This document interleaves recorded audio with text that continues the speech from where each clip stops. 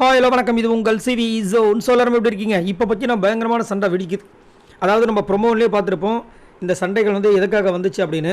கானா வினோத் அவர் நோண்டுற விஷயங்கள்லாம் பார்த்துருப்போம். எதுக்காக இந்த பிரச்சனை ஆரம்பிக்குது அப்படின்ற விஷயங்கள் தெரியல. பட் காலையில் இப்போ தான் புரியுது லைவில். அவர் ரொம்ப கஷ்டப்பட்டு, அதாவது சாப்பாடே இல்லாமல் எல்லாருமே ரொம்ப கஷ்டப்பட்டு இருக்காங்க. கேமரா முன்னாடி புலம்பி தள்ளுறாரு நம்ம திவாகர். பின்னாடி கமருதீன் சும்மா அப்படி லைட்டாக வந்தார். அதுக்கப்புறமா புரிஞ்சுக்கிச்சு, ஆஹா இவங்ககிட்ட இதை பாய கொடுத்தனா பிரச்சனை ஆகிடுன்னு சொல்லிட்டு ஓட்டார். ஆனால் நம்ம கானா கிண்டல் பண்ணிருக்கார் போல இருக்குது. ஆனால் இது திவாகருக்கு தெரியாது. ஆனால் நைஸாக இந்த நரி வேலையை நம்ம கலையை பார்த்து விட்டாப்புல.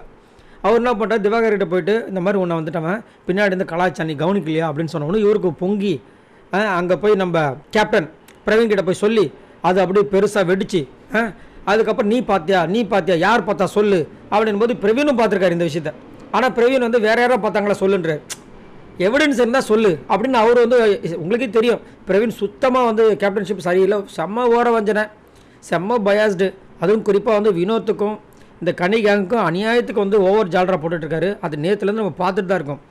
வேறு யாராவது இருக்காங்கன்னு கேட்குறாரு. அவரும் பார்த்தாரு, ஆமாம் நான் பார்த்தேன்ட்டாரு. வேறு யாராவது எவிடன்ஸ் இருந்தால் சொல்லி நம்ம கேட்கலாம் அப்படின்றாரு.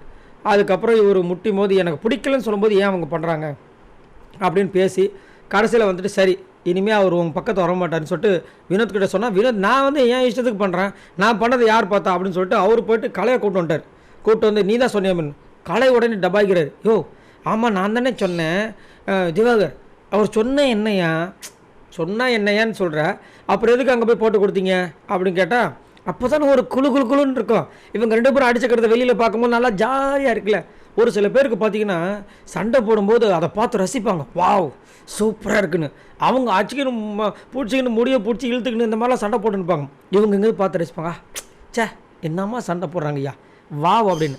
அந்த மாதிரி கேரக்டர் போல் இவர் நல்லா கொளுத்தி போட்டு வேடிக்கை பார்த்துருக்காரு. ஆனால் வினோத் கொண்டு காமிச்சிட்டார், யோ ஏன் சொன்னேன் அப்படின்னு. ஆனால் வினோத் பண்ணியிருக்கார், அதுதான் இங்கே விஷயம். நான் என்ன சொல்கிறேன்னா ஒரே விஷயந்தான், கானா வினோத் நல்ல ஒரு திறமையான ஒரு போட்டியாளர், அது மாற்றுக்கிறது கிடையாது. அவருக்கு நல்ல திறமைகள் இருக்குது. அவர் அந்த விசிலில் பாட்டு பாடுற விஷயங்கள்லாம் அவ்வளோ ராகமாக பாடுறதில்ல அப்பா இந்த பிக் பாஸ் வீட்டுக்குள்ளே யாருக்குமே வராது, அவ்வளோ திறமைகள். அதேமாதிரி ஸ்பாட்டில் அந்த பாட்டு மிட்டோட கானா பாடுறதுலாம் சான்ஸே இல்லை. நிறைய விஷயங்கள் கேட்குறாரு, பேசுகிறாரு. ஆனால் இந்த சின்ன ஒரு மேட்ரு, இவர் ஒரு நாள் கமருதீனுக்கு ஒரு விஷயம் சொல்லியிருப்பார், நீ ஹீரோ, அவன் காமெடிப்பா, அவங்ககிட்ட போய் என் தேவையில்லாமல் நீ வாயை கொடுத்து தேவையில்லாமல் அசிங்கப்பட்டுக்கிற. அதே வேலை தான் இப்போ கானா வினோத் பண்ணிகிட்ருக்காரு. என்னைய கேட்டிங்கன்னா திவாகரை விட்டுட்டு அவருடைய கண்டென்ட் ஒன்று இருக்குல்ல, அதில் கான்சன்ட்ரேட் பண்ணால் சூப்பராக இருக்கும்.